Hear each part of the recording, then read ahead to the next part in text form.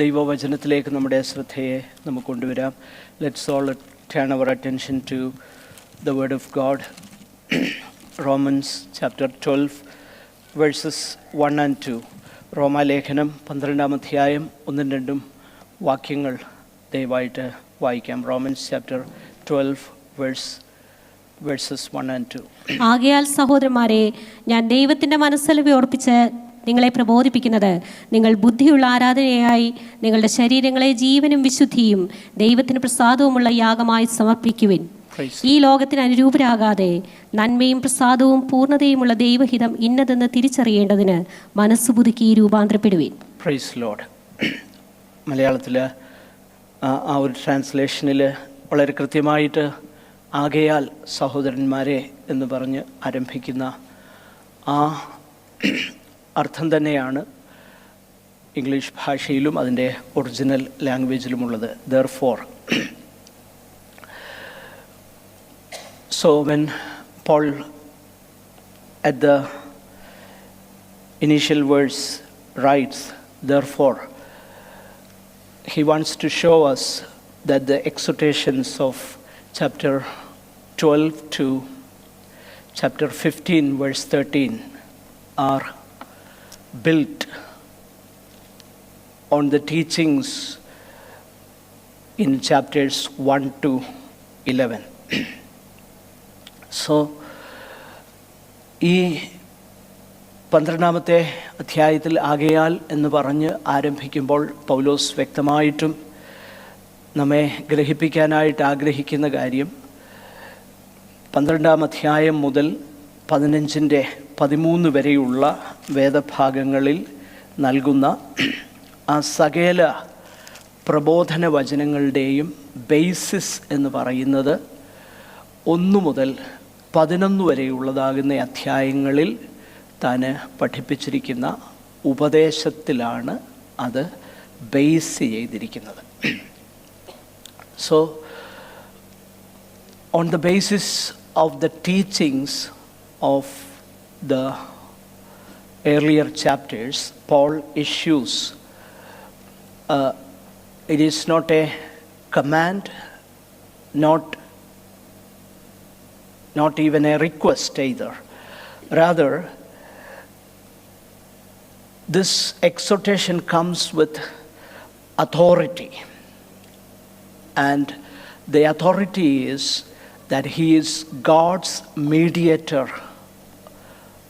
I mean, the mediator of God's truth.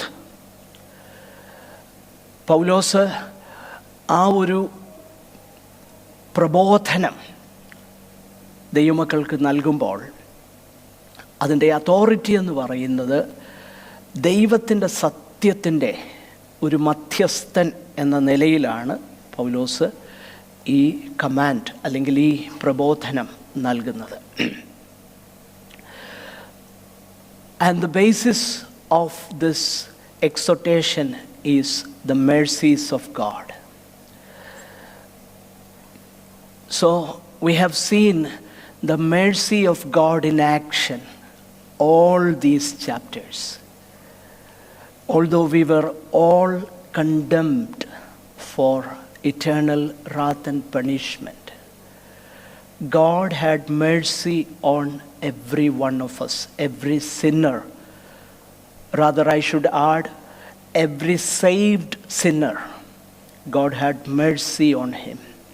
And the Bible makes it very clear, all have sinned and come short of the glory of God. No one is righteous, says the Bible.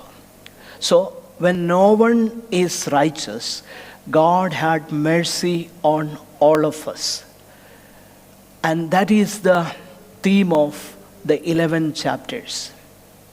And when you especially come to the last few verses of chapter 11, Paul has summarized the universal mercy of God in verses 30 to 32.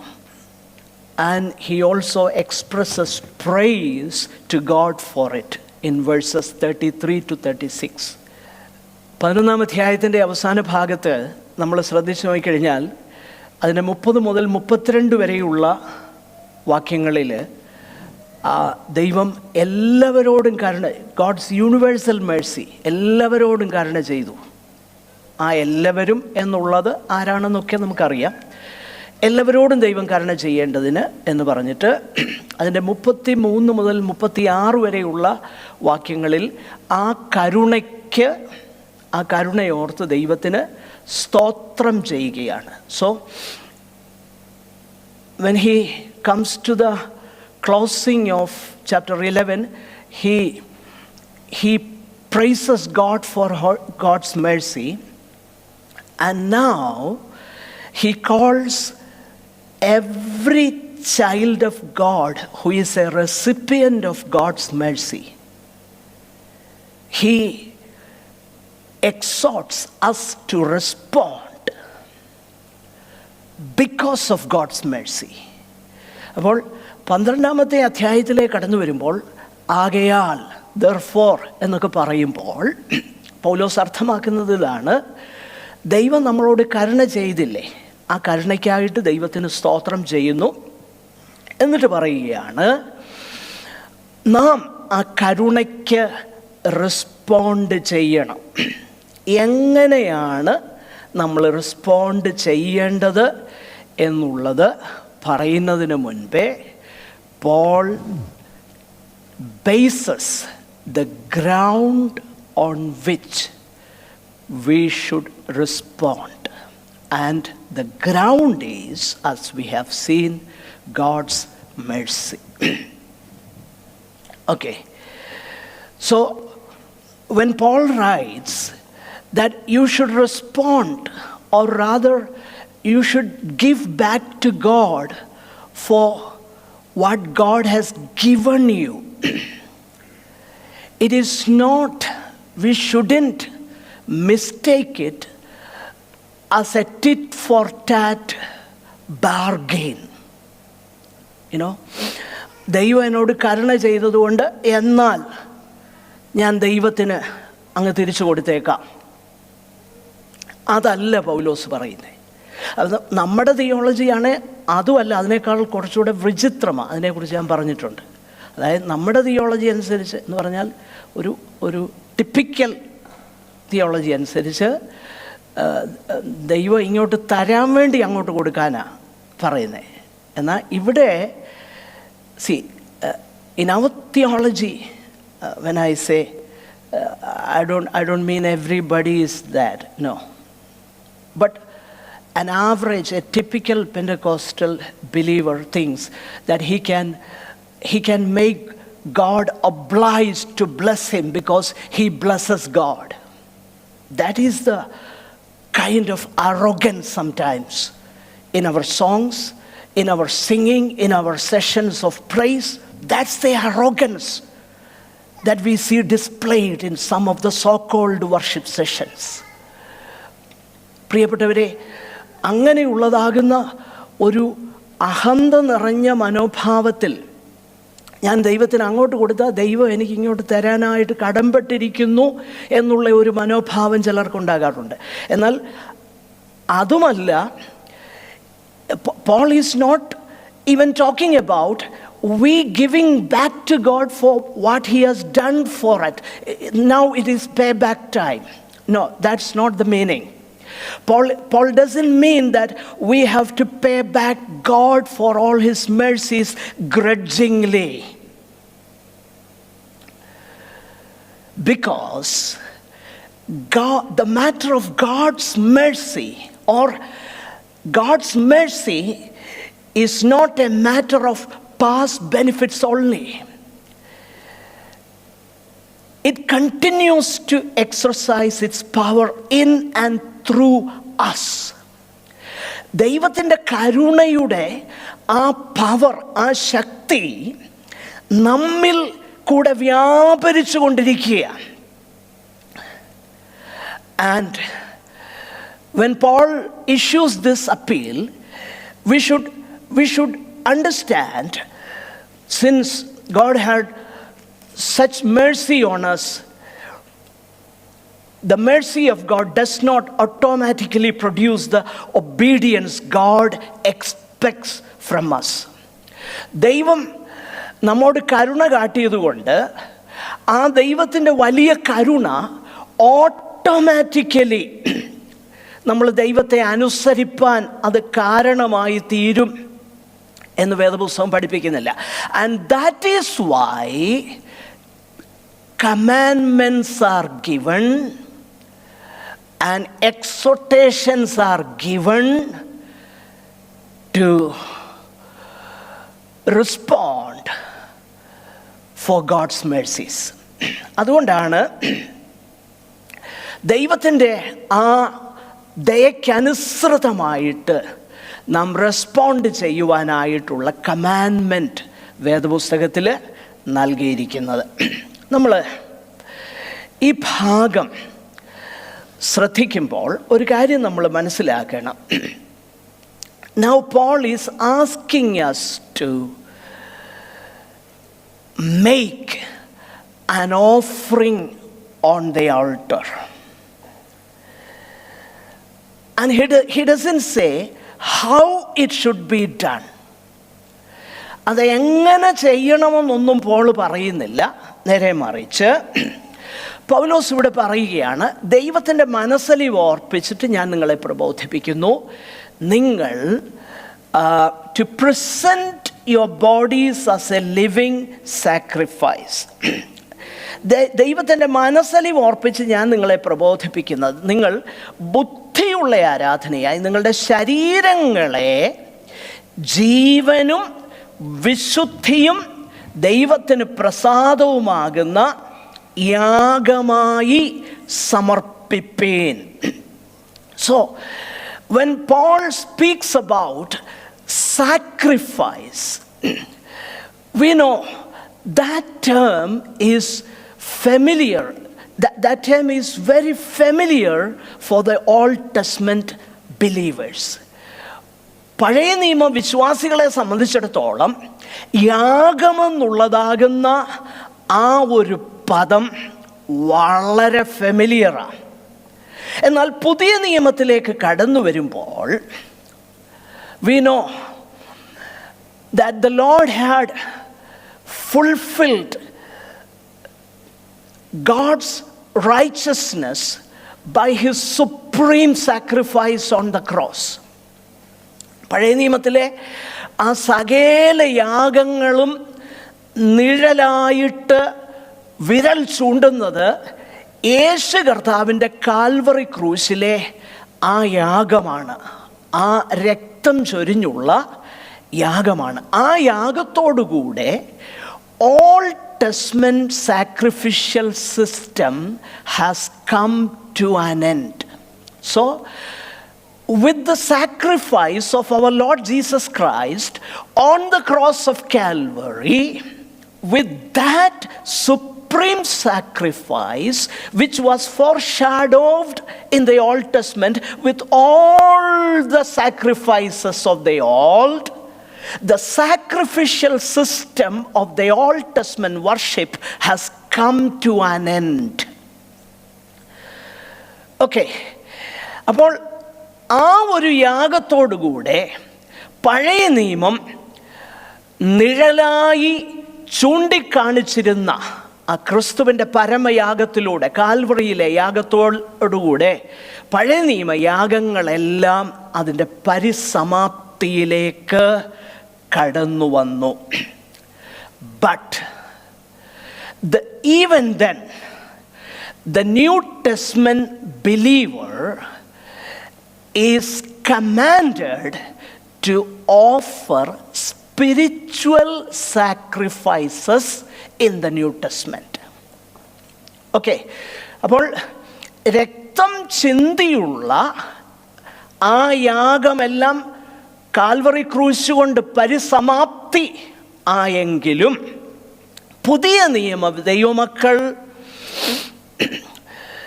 രക്തം ചൊരിയാത്ത, അല്ലെങ്കിൽ അങ്ങനെയുള്ള ഫിസിക്കലായിട്ടുള്ള കാര്യമല്ലാത്ത ഒരു ആത്മീക യാഗം നമ്മൾ കഴിക്കണമെന്ന് പുതിയ നിയമം നമ്മളെ പഠിപ്പിക്കുന്നു. ഫോർ എക്സാമ്പിൾ,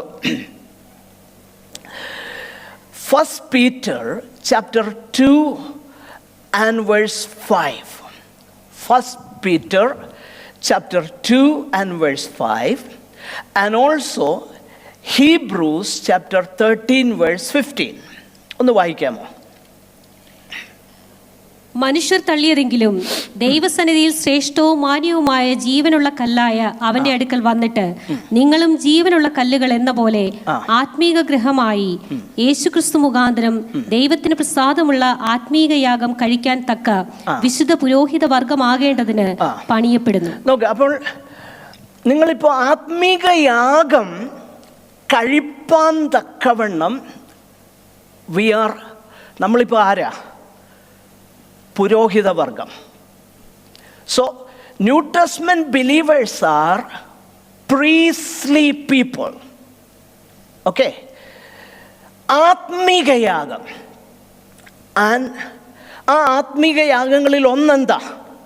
ഹീബ്രൂസ് 13:15 വായിച്ചോളൂ. അതുകൊണ്ട് അവൻ മുഖാന്തരം നാം ദൈവത്തിന് അവന്റെ നാമത്തെ ഏറ്റുപറയുന്ന അധരഫലം എന്ന സ്തോത്രയാഗം ഇടവിടാതെ അർപ്പിക്കുക. Okay, sacrifice of praise to God which is the fruit of lips that acknowledge his name. Now we read that verse very casually. ആ വാക്യം നമ്മൾ വളരെ കാഷ്വലായിട്ട് വായിക്കും. പക്ഷേ have we ever given thought what that verse really signifies? ആ വാക്യത്തിൻ്റെ അർത്ഥ ഗാംഭീര്യം നമ്മൾ മനസ്സിലാക്കിയോ? നമ്മൾ പറയും ഫ്രൂട്ട് ഓഫ് ലിപ്സ് അല്ലേ എന്ന് പറഞ്ഞാൽ എന്താ? സ്തോത്രയാഗം ആണല്ലോ. പക്ഷെങ്കിൽ ആ സ്തോത്രയാഗം എന്ന് പറഞ്ഞേക്കുന്നത് എന്താണെന്ന് അവിടെ വിശദീകരിച്ചിട്ടുണ്ട്. It is defined in the very verse. Can you read it again? അവൻ മുഖാന്തരം നാം ദൈവത്തിന് അവന്റെ നാമത്തെ ഏറ്റുപറയുക. അവന്റെ നാമത്തെ ഏറ്റുപറയുക. Have we ever given thought when the epistle of Hebrews was written, confessing his name?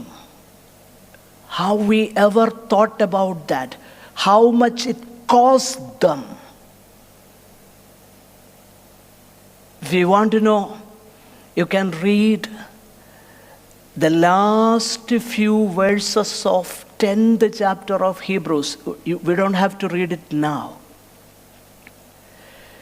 Because they were confessing Jesus as Lord freely, it resulted in even their properties being confiscated by the authorities. നിങ്ങൾ ശ്രദ്ധിച്ചിട്ടുണ്ടോ? നമ്മളിപ്പോൾ casually പറയും ആദരഫലം എന്ന സ്തോത്രയാഗം. പക്ഷേ ഈ വാക്യം എഴുതിയ സന്ദർഭത്തിൽ ആദരഫലം എന്ന സ്തോത്രയാഗം, അവൻ്റെ നാമത്തെ ഏറ്റുപറയുന്ന ആദരഫലം എന്ന സ്തോത്രയാഗം എന്ന് പറഞ്ഞാൽ it really cost dum something. When you confess the name of Jesus,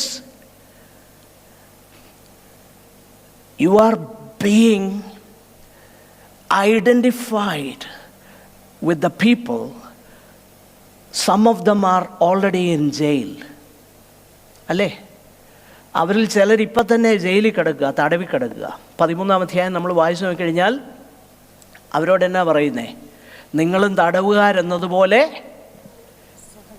അല്ലേ? തടവുകാരോട് നിങ്ങൾ നമുക്കറിയാം അല്ല, 13-ന്റെ ആരംഭത്തിൽ നമ്മളത് വായിക്കുന്നുണ്ട്. തടവുകാരോട് നിങ്ങൾ എന്ത് ചെയ്യണം അല്ലേ? ശരീരത്തിൽ അല്ലേ നിങ്ങളും തടവുകാരെന്ന പോലെ, നിങ്ങളും തടവുകാരെന്ന പോലെ തടവുകാരെയും നിങ്ങളും ശരീരത്തിൽ ഇരിക്കുന്നവരാകയാൽ കഷ്ടം അനുഭവിക്കുന്നവരെയും ഓർത്തുകൊള്ളുവിൻ. So it was not simply doing a lip service, even the sacrifices of praise. That is what it means. It is not saying something. It is not lip service. Rather, it cost them dearly. Even this spiritual sacrifice, acknowledging the name of Jesus. Okay. And even in New Testament, Paul, he describes his own missionary work as a sacrifice. And there are many verses like that in the New Testament. Paul writes about his missionary work as a sacrifice, and his sharing the gospel as a sacrifice, because it cost him something. It really cost him. Okay. ഞാൻ അത്രയും പറഞ്ഞതിൻ്റെ കാര്യം, അതിൻ്റെ ഒരു picture നമുക്ക് മനസ്സിലാകാൻ വേണ്ടിയിട്ടാണ്. അതായത് ആത്മീക യാഗങ്ങളെന്ന് പറയുമ്പം നമുക്കറിയാം, അധരഫലമെന്ന സ്തോത്രയാഗം എന്ന് അവർ പറയുമ്പോൾ അവിടുത്തെ നാമത്തെ കൺഫസ് ചെയ്യുന്ന, ഏറ്റുപറയുന്ന ആ വാക്കുകൾ പോലും അവരുടെ ജീവിതത്തിൽ വലിയ വില അവർ കൊടുക്കേണ്ടതായിട്ട് വന്നു. But when you come to chapter 12 of Romans, this sacrifice is not some specific form of praise or even service, but Paul tells us it is our bodies. Why does he use that term bodies? നിങ്ങളുടെ ശരീരങ്ങളെ. ഇപ്പം നിങ്ങളുടെ ശരീരങ്ങളെ offer ചെയ്യുവീനെന്ന് പറയുമ്പോൾ എന്നെ നിങ്ങൾ identify ചെയ്യുന്നത് എങ്ങനെയാ? എൻ്റെ ആത്മാവുണ്ട് ഇല്ലേ? പക്ഷെ നിങ്ങൾ എങ്ങനെയാണ് എന്നെ ഐഡൻറ്റിഫൈ ചെയ്യുന്നത്? Because I am here in my body, അല്ലേ? ഈ ബോഡിയിൽ നിന്ന് ഞാൻ പോയി കഴിഞ്ഞാൽ എന്നെ പറയും. പിന്നെ ഇതിനെ പറയുന്നത് എന്നാ? ശവം. മനസ്സിലായോ? സോ ഇവിടെ പോൾ അത് പറയുന്നത് വളരെ പർപ്പസ്ഫുള്ളിയാണ്.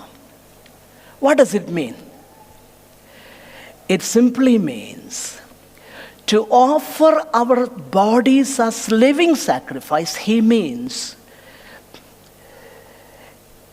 it is not simply what we can give to God. Rather, God is demanding the giver. അതായത് നിങ്ങളുടെ ശരീരങ്ങളെ നിങ്ങൾ അർപ്പിപ്പീനെന്ന് പറയുമ്പോൾ ഞാൻ ദൈവത്തിന് എന്തെങ്കിലും കൊടുക്കാനല്ല പറയുന്നത്. പിന്നെയോ, ഞാൻ ദൈവത്തിങ്കലേക്കൊരു യാഗമായി തീരുകയാണ്. അതാണിവിടെ പോൾ പറയുന്നത്. സി, ഈ കാര്യം നമ്മൾ ദൈവവചനത്തിൽ നിശ്ചയമായിട്ടും വളരെ വ്യക്തമായിട്ട് ഗ്രഹിക്കണം. So we have to offer our bodies as living sacrifice. He means the entire person. Because in my entire person, I have interaction with others. I have interaction with the world. This is the body in which I have interaction. അല്ലേ? നമ്മൾ എവിടെ പോയാലും നമ്മളെ identify ചെയ്യുന്നത് നമ്മുടെ physical ബോഡിയിൽ കൂടെയാണ്.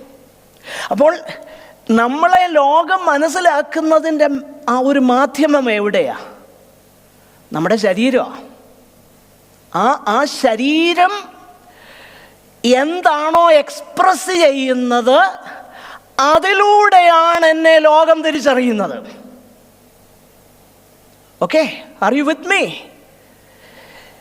നമ്മെ മറ്റുള്ളവർ തിരിച്ചറിയുന്നത്, the other people recognizes us through our body, through the various expressions that come through our body. So that is why Paul says, you have been a recipient of God's grace and mercy in Christ Jesus. Therefore, respond to that grace and mercy through your body. Okay?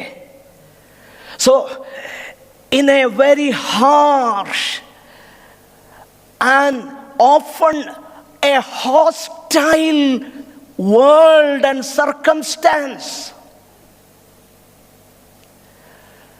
we have to make this body as a vehicle of service to God. That's what Paul exhorts us. നമ്മളെ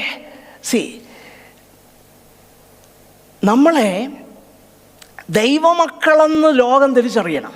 നമ്മളെ ദൈവമക്കളെന്ന് ലോകം തിരിച്ചറിയുന്നത് നമ്മുടെ ഈ ശരീരത്തിലൂടെയാണ്.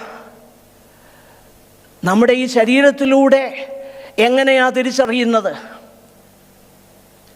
നമ്മൾ clean shave ആയതുകൊണ്ട് തിരിച്ചറിയണമെന്നില്ല. ഞാൻ ഒരിക്കൽ നിങ്ങളോട് പറഞ്ഞു, എൻ്റെ ഒരു സുഹൃത്ത് റെയിൽവേ റിക്രൂട്ട്മെൻറ്റ് ബോർഡിൻ്റെ എക്സാം എഴുതാനായിട്ട് പോയി. നാട്ടിൽ നിന്ന് ആദ്യമായിട്ട് പോയതാണ്. ആദ്യമായിട്ട് ചെന്നപ്പം പുറത്ത് പോയി. അവിടെ ചെന്നപ്പം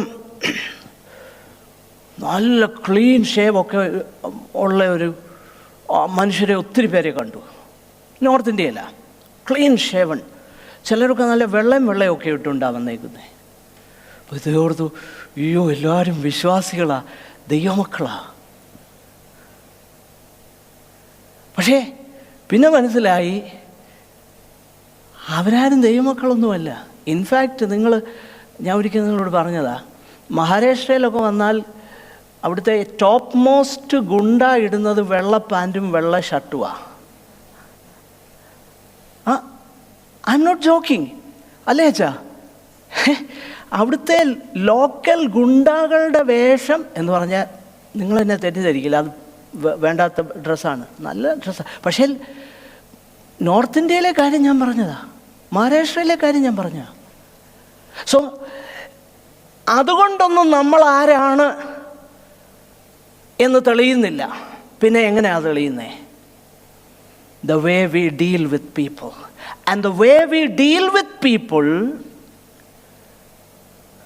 is through our hands, through our lips, through our tongue, through our whole being. അല്ലേ? അതുകൊണ്ടാണ് പോൾ ഇവിടെ പറയുന്നത്, ഇത് see, where you have interaction with the world, it is your body. Where you have interaction with other people, it is only through your body, otherwise nobody will know you. ആർക്കും അറിയത്തില്ല നമ്മളെ, നമ്മുടെ ശരീരമാണ്. ആ ശരീരത്തിലൂടെ നാം ഇൻറ്ററാക്ട് ചെയ്യുമ്പോൾ കർത്താവിന് വിപരീതമാകുന്ന ഒരു ലോകത്തിൽ നമ്മൾ ജീവിക്കുമ്പോൾ പോൾ പറയുകയാണ്, ആ ശരീരത്തെ, see, if you will look at that, three words are used for that offering. 3 വാക്കുകളാണ് അതിനു വേണ്ടി ഉപയോഗിച്ചേക്കുന്നത്. ഒന്ന്, see, നമ്മളവിടെ ശ്രദ്ധിച്ചു കഴിഞ്ഞാൽ the nature of the sacrifice is, number 1, living sacrifice. It means in the Old Testament, once you offer a sacrifice, it is no more, it is dead. But in this sacrifice, when you offer it, it goes on living. And therefore it continues until that person dies. ആ മനുഷ്യൻ മരിക്കുന്നത് വരെ ഈ sacrifice ഇങ്ങനെ നടന്നുകൊണ്ടിരിക്കുക. Paul പറയുക, since it is a living sacrifice, see to it, it is holy. What does it mean? The word holy has got different connotations. വിശുദ്ധം എന്ന വാക്കിന് പല അർത്ഥമുണ്ട്. ദൈവവചനത്തിൽ വിശുദ്ധമായത് എന്നുള്ളതിൻ്റെ പ്രൈമറി മീനിങ് നമ്മൾ ശ്രദ്ധിച്ചാൽ set apart. The word holy, the most important meaning of the word holy is set apart. Set apart for God's use. Okay. വിശുദ്ധമാകുന്ന യാഗം. അപ്പം ഞാൻ എങ്ങനെയാ ദൈവത്തിൻ്റെ കരുണയോർത്ത്, ദൈവത്തിൻ്റെ മനസ്സലിവോർത്ത്, ദൈവത്തിൻ്റെ ആ മനസ്സലിവിന് തക്കതായിട്ട് ഞാൻ ജീവിക്കുന്നത് എങ്ങനെയാ? എൻ്റെ ശരീരത്തെ ഞാൻ ജീവനുള്ള യാഗമാക്കി സമർപ്പിക്കുക, എന്നെ തന്നെ ഞാൻ സമർപ്പിക്കുക. ആ യാഗം വിശുദ്ധമാണ് എന്ന് പറഞ്ഞാൽ this is the word that describes the Old Testament sacrifice. So we set ourselves apart for God. We set ourselves apart for God.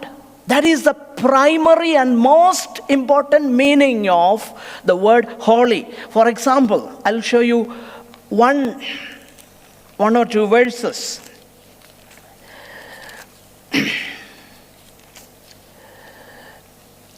Chapter 17 of John's Gospel.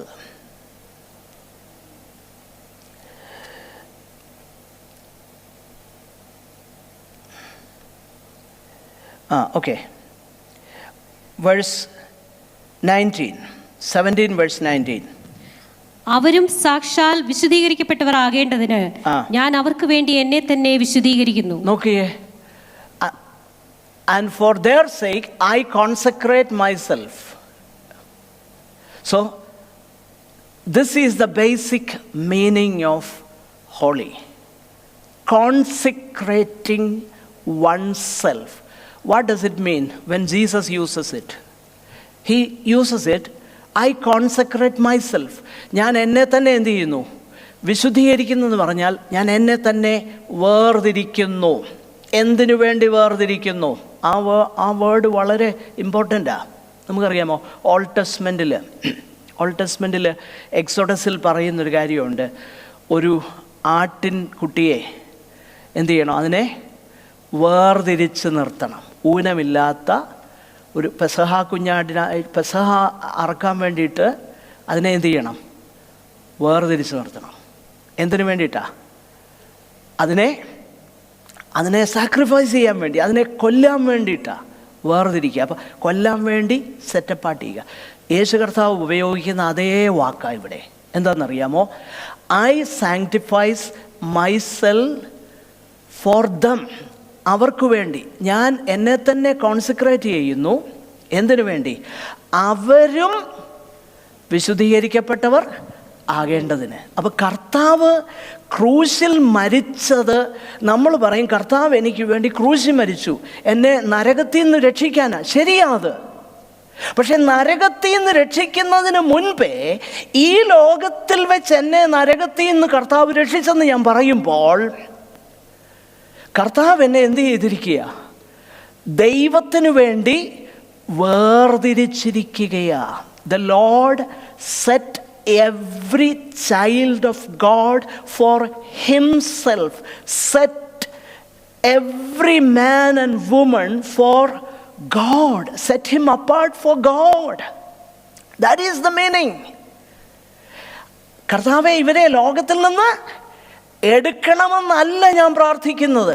കാരണം Just think about if the most important, of course, that is the most important thing, that finally we go to heaven, we enter into eternal life. That's the most important thing, no doubt about it. But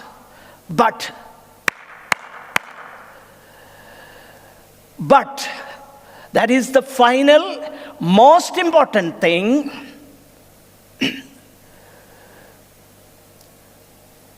If that is the only most important thing,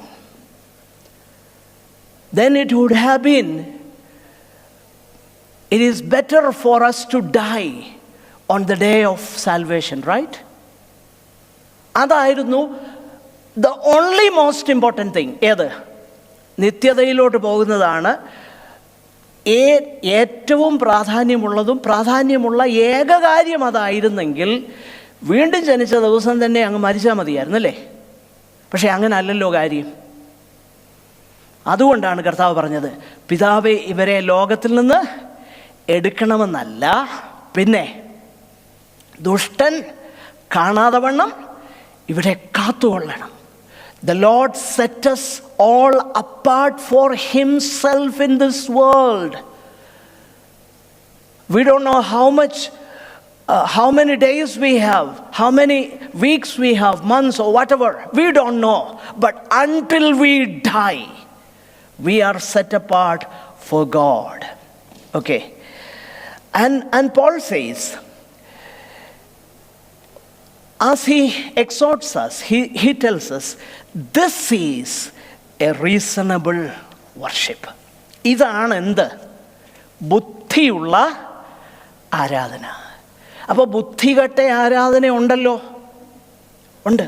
അതുകൊണ്ടാണ് നമ്മളിവിടെ വായിക്കുന്നത്, നിങ്ങളുടെ ശരീരങ്ങളെ ജീവനും വിശുദ്ധിയും ദൈവത്തിന് പ്രസാദവുമാകുന്ന യാഗമായി സമർപ്പിപ്പീൻ.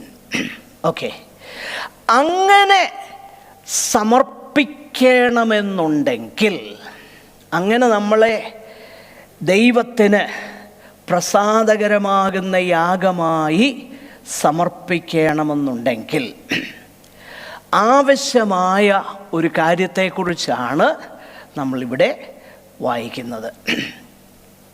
നമ്മൾ മനസ്സിലാക്കണം, in the New Testament we are called a kingdom and a priesthood. And we are also called the temple of the living God, where God dwells. And നമ്മൾ എന്താണ്? ദൈവത്തിൻ്റെ മന്ദിരമാണ്. ആ ദൈവത്തിൻ്റെ മന്ദിരത്തിൽ ദൈവം വസിക്കുകയാണ്. ദൈവം വസിക്കുന്ന ആ മന്ദിരത്തിൽ ദൈവത്തിന് യാഗമായി നമ്മൾ തീരുകയാണ്. ഇതാണ് സത്യത്തിൽ ദൈവവചനം നമ്മളെ പഠിപ്പിക്കുന്നത്. Let us read few verses. 1 Corinthians 3:9. ഞങ്ങൾ ദൈവത്തിന്റെ കൂട്ടുവേലക്കാർ, നിങ്ങൾ ദൈവത്തിന്റെ കൃഷി, ദൈവത്തിന്റെ ഗൃഹനിർമ്മാണം. Next verse. എനിക്ക് ലഭിച്ച ദൈവകൃപയ്ക്ക് ഒത്തവണ്ണം. എന്നിട്ട് നിങ്ങൾ എനിക്ക് ലഭിച്ച ദൈവകൃപയ്ക്കൊത്തവണ്ണം ജ്ഞാനമുള്ളൊരു പ്രധാന ശില്പി. It is being built as A temple. ദൈവത്തിൻ്റെ മന്ദിരമായിട്ട് നമ്മൾ എന്ത് ചെയ്യുകയാണ്? പണിയപ്പെടുകയാണ്. എന്നിട്ട് അതിൻ്റെ 16ഉം 17ഉം വാക്യങ്ങൾ, verses 16 and 17. നിങ്ങൾ ദൈവത്തിന്റെ മന്ദിരമെന്നും you are the temple of God. ദൈവത്തിന്റെ ആത്മാവ് നിങ്ങളിൽ വസിക്കുന്നുവെന്നും അറിയുന്നില്ലയോ? ദൈവത്തിന്റെ മന്ദിരം നശിപ്പിക്കുന്നവനെ ദൈവം നശിപ്പിക്കും. നോക്കുക, അപ്പോൾ ഇവിടെ പറയുന്നത് എന്നറിയാമോ? It is about the church. നിങ്ങൾ ദൈവത്തിൻ്റെ മന്ദിരം. ആരാ? വീണ്ടും ജനിച്ച ദൈവമക്കൾ. ആരാ? ദൈവത്തിൻ്റെ മന്ദിരമാണ്. അപ്പോൾ കൊരിന്ത് സഭയുടെ പശ്ചാത്തലത്തിലാണ് അത് പറയുന്നേ. അവിടെ നശിപ്പിക്കലെന്നൊക്കെ പറയുന്നത് എന്നാണെന്നറിയാമോ? ഇവർ അന്യോന്യം വഴക്കടിച്ചുകൊണ്ടിരിക്കുക. ഇവർക്ക് സഹിക്കാനോ ക്ഷമിക്കാനോ ഒന്നും ഒരു മനസ്സുമില്ല. ഒരുത്തൻ പൗലോസിൻ്റെ പക്ഷക്കാരൻ, ഒരുത്തൻ കേഫാവിൻ്റെ പക്ഷക്കാരൻ, പിന്നെ വേറൊരുത്തൻ ഞങ്ങൾ ഇതിനകത്തൊന്നുമില്ല, ഞങ്ങൾ ക്രിസ്തുവിൻ്റെ പക്ഷക്കാരാണ്, ഞങ്ങൾ വരും, ഞങ്ങൾ ആരാധിക്കും, ഞങ്ങൾക്ക് ഇതുമായിട്ടൊന്നും ഒരു ബന്ധമുണ്ട്. അങ്ങനെ വേറൊരു കൂട്ടർ. പക്ഷേ ആ കൂട്ടരെയും പൗലോസ് സ്പെയർ ചെയ്യുന്നില്ല. അതാ ഏറ്റവും ഇമ്പോർട്ടൻറ്റ്. എന്നിട്ടാണ് 3-ാം അധ്യായം ആരംഭിക്കുന്നത്. നിങ്ങളോടെനിക്ക് ശിശുക്കളോടെന്ന പോലെയേ, നിങ്ങൾക്ക് ഇതുവരെ പാല് മാത്രമേ കുടിക്കാനായിട്ട് പറ്റുന്നുള്ളൂ, കട്ടിയാകുന്ന നിങ്ങൾ കേവലം മനുഷ്യരെ പോലല്ലയോ. അപ്പോൾ how did they destroy God's temple in Corinth? അങ്ങനെ അവർ നശിപ്പിച്ചുകൊണ്ടിരുന്നത്. പക്ഷേ നമ്മളൊരു കാര്യം മനസ്സിലാക്കണം, ഇത് ഭയങ്കര സീരിയസ് ബിസിനസ്സാണ് കേട്ടോ. പലരും ചിന്തിക്കും ഈ സഭയെ കടന്ന് വഴക്കുണ്ടാക്കുന്നതൊക്കെ ചെറിയ കാര്യമാണ്. വഴക്കുണ്ടാക്കുന്ന കാര്യത്തെക്കുറിച്ച് ഞാൻ പറയുന്നത്, അല്ലാതെ സ്നേഹത്തിൽ അന്യോന്യം പ്രബോധിപ്പിക്കുന്നതോ സ്നേഹത്തിൽ കാര്യങ്ങളെ വ്യക്തമായിട്ട് മനസ്സിലാക്കി കറക്ഷൻസ് നടത്തി മുന്നോട്ട് പോകുന്നു, ഇതൊന്നുമല്ല. അതിനെക്കുറിച്ചല്ല പോൾ പറയുന്നത്. അതുണ്ട് വേദപുസ്തകത്തിൽ. എന്നാൽ ചുമ്മാതെ ആ കാര്യം അത് കൊരിന്ത് സഭയുടെ പശ്ചാത്തലത്തിലാണ് പറയുന്നത്. അവരോടാണ് പറയുന്നത്, നിങ്ങൾ ദൈവത്തിൻ്റെ മന്ദിരമല്ലയോ, ദൈവത്തിൻ്റെ ആത്മാവ് നിങ്ങളിൽ വസിക്കുന്നു എന്ന് നിങ്ങൾക്കറിയത്തില്ലയോ? ആ പശ്ചാത്തലത്തിൽ വേണം അത് മനസ്സിലാക്കാൻ. എന്നിട്ടാണ് പറയുന്നത്, ദൈവത്തിൻ്റെ മന്ദിരം നശിപ്പിക്കുന്നവനെ ദൈവം നശിപ്പിക്കും. ഭയങ്കര സീരിയസ് വാണിങ്ങാണ് കൊടുക്കുന്നത്. അതാ ഞാൻ പറഞ്ഞേ, ഇതൊരു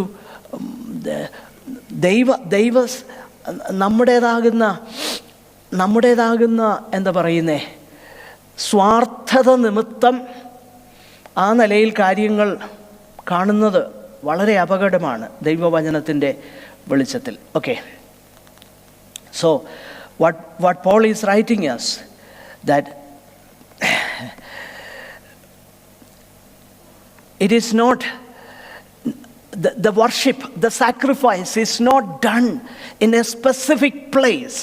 Rather, since it is offering ourselves to God fully and completely, it begins at home. It begins at home.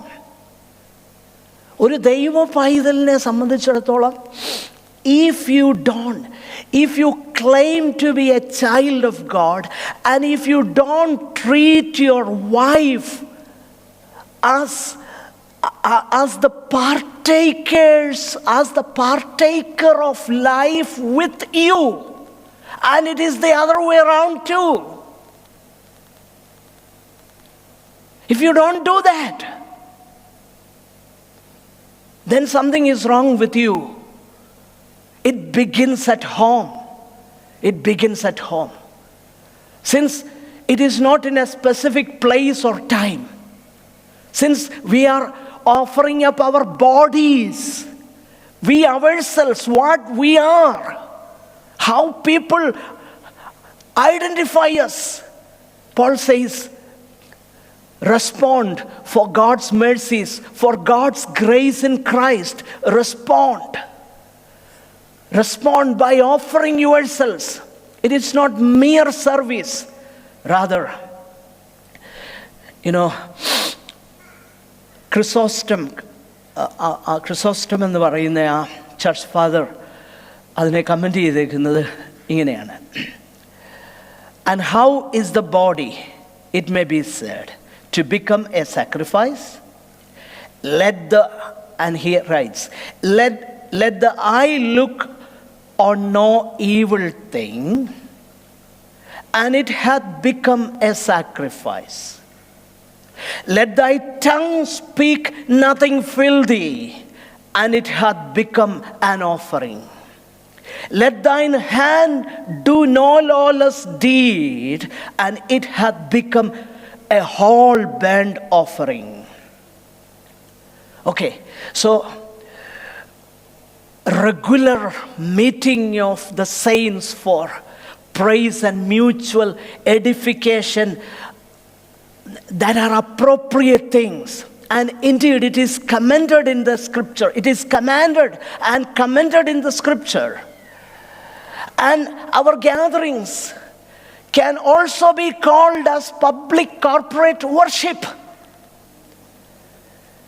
But the most important worship we offer is who we are. We offer ourselves to God completely. Okay, now how do we do that? I will conclude with that. If you want to offer your bodies as living sacrifice, then something else has to happen. What is that?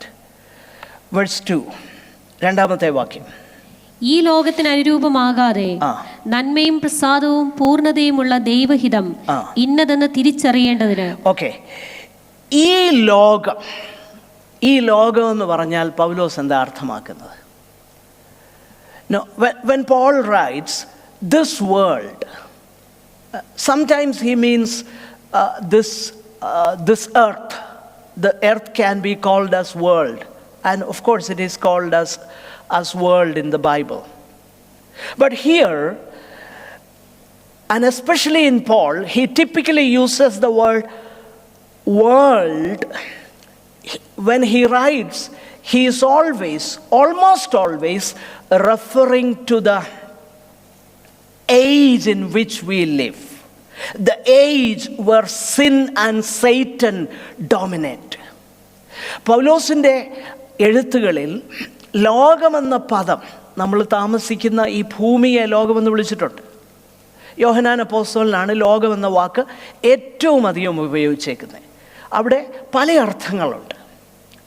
എന്നാൽ പൗലോസ് സാധാരണയായിട്ട് ലോകമെന്ന word ഉപയോഗിക്കുന്നത് പാപവും പിശാചും അടക്കി വാഴുന്ന ഈ യുഗത്തെയാണ് ലോകം എന്ന് പൗലോസ് വിളിക്കുന്നത്. ഉദാഹരണത്തിന്, you can see these references. We will close in on time, don't worry. 1 Corinthians 1:20, 2:6 and 8. Can you help me with that verses? Quick. ജ്ഞാനി എവിടെ, ശാസ്ത്രി എവിടെ, ഈ ലോകത്തിലെ താർക്കികൻ എവിടെ? ഈ ലോകത്തിലെ താർക്കികൻ. When Paul says that, where is the one who is wise? Where is the scribe? Where is the debater of this age? കണ്ടോ, age. ഈ ലോകത്തിലെ താർക്കികൻ എവിടെ എന്ന് ചോദിക്കുമ്പോൾ പാപവും പിശാചും അടക്കി വാഴുന്ന ഈ യുഗം. ഒത്തിരി വാക്യങ്ങളുണ്ട്, എല്ലാം വായിക്കണ്ട. 1 Corinthians 1:20, 2:6, verse 8, 3:18, 2 Corinthians 4:4. Can you read 2 Corinthians 4:4?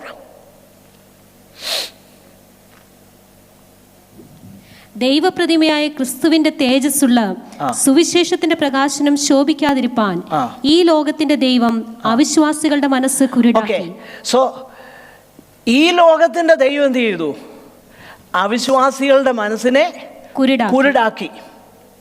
അതിൻ്റെ കാര്യമൊക്കെ അവിടെ പറയുന്നുണ്ട്, എന്തിനു വേണ്ടിയിട്ടാണ് കുരുടാക്കിയത്. അപ്പം ഈ ലോകത്തിൻ്റെ ദൈവം എന്ന് പറഞ്ഞാൽ പിശാചും പാപവും അടക്കി വാഴുന്ന ഈ യുഗത്തെയാണ്. when Paul writes this world, he simply means the age in which sin and Satan dominate. So that is the world system. But when Christ came, he not only saved us from the penalty of sin, he did something else. Can you read Galatians 1 and 4? കർത്താവ് വന്നു കഴിഞ്ഞപ്പോൾ നമ്മളെ പാപത്തിൻ്റെ ശിക്ഷയിൽ നിന്ന് വിടുവിച്ചെന്ന് മാത്രമല്ല, വേറൊരു ഉദ്ദേശം കൂടെ അവിടെയുണ്ട്. ഗലാത്യ ലേഖനം 1:4. തന്നെത്താൻ ഏൽപ്പിച്ചു കൊടുത്തവനായ നമ്മുടെ കർത്താവായ യേശു ക്രിസ്തുവിങ്കിൽ നിന്നും നിങ്ങൾക്ക് കൃപയും സമാധാനവും ഉണ്ടാകട്ടെ. നെക്സ്റ്റ്, അവൻ എന്നേക്കും മഹത്വം. ആമേൻ. ക്രിസ്തുവിന്റെ കൃപയാൽ നിങ്ങളെ I think the previous verse, in Malayalam it is previous verse. പിതാവായ ദൈവത്തിങ്കൽ നിന്നും നമ്മുടെ ദൈവവും പിതാവുമായവന്റെ ഇഷ്ടപ്രകാരം ഇപ്പോഴത്തെ ദുഷ്ടലോകം. In English it is to deliver us from the present evil age. So when Jesus died on the cross, it was not simply a deliverance from the penalty of sin, but the purpose of it was to deliver us completely and fully from where? From the present evil age. ഈ evil age, പാപവും പിശാചും അടക്കി വാഴുന്ന ഈ evil age. Okay, so we are transformed from darkness to the kingdom of his son. ഇല്ലേ?